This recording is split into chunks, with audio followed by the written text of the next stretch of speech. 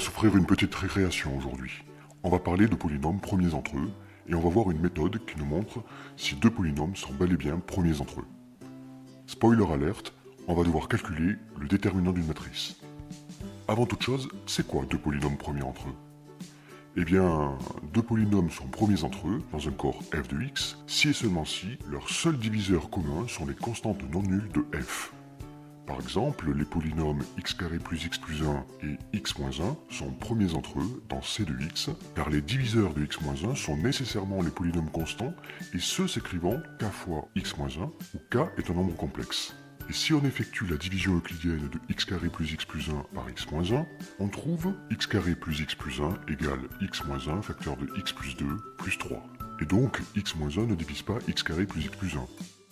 Les seuls diviseurs communs aux deux polynômes sont donc les polynômes constants. Ils sont donc premiers entre eux. Maintenant, voyons une autre méthode pour voir si deux polynômes sont premiers entre eux. Considérons les polynômes p et q suivants. Les coefficients de p de x sont, suivant les puissances décroissantes, 1, moins 2, 4 et moins 1. Nous allons construire une matrice qui, sur ces deux premières colonnes, va contenir ces coefficients comme ceci.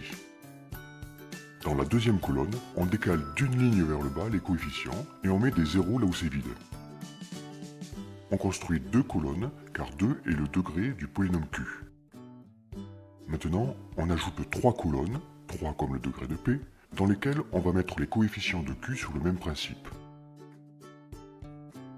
Et maintenant, on calcule le déterminant de cette matrice que l'on va noter R. On trouve alors 436. Ce déterminant n'est pas égal à 0, donc les polynômes p et q sont premiers entre eux. Cette méthode est plutôt sympa, surtout quand on sait que les trois assertions suivantes sont équivalentes quand on prend deux polynômes p et q dans un corps f de x. Donc là, inutile de chercher les racines. Et ça c'est plutôt cool, surtout quand on sait que ça peut devenir très chiant. Alors bien sûr, cette méthode nécessite de calculer un déterminant et quelquefois c'est archi chiant. Cependant, dans certains cas, il existe des techniques qui permettent de mener un calcul plus simple, comme dans le cas d'un déterminant de Vandermonde. Mais ça, c'est une autre histoire.